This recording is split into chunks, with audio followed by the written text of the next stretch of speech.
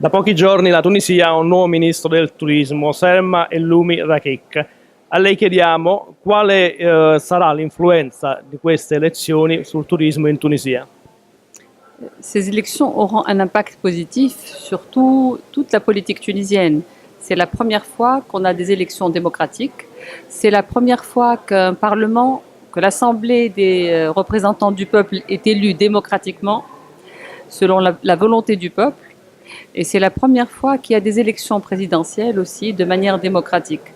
Donc après 4 années d'instabilité, nous rentrons dans une période de stabilité, puisque le gouvernement, le Parlement est là pour 5 ans, le président pour 5 années, et le gouvernement, j'espère qu'il restera suffisamment de temps pour mettre en place les réformes qu'il faut pour rétablir la sécurité, rétablir l'économie du pays et remettre les choses sur les rails, y compris le tourisme, qui est un élément fondamental de notre économie.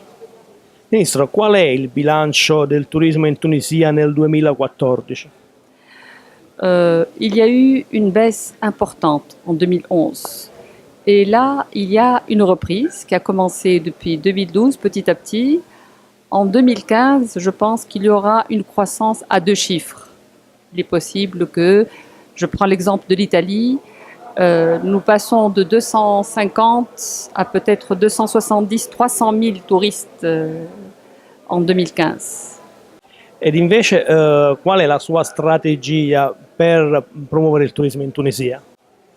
D'abord, mettre à niveau, revoir un peu le produit tunisien, diversifier le produit, donc avoir un tourisme, pas uniquement un tourisme balnéaire, un tourisme écologique, un tourisme saharien, parce que nous avons des endroits qui sont magnifiques, un tourisme culturel, nous avons des sites archéologiques qui sont magnifiques aussi, donc on compte mettre en valeur un peu plus que ça.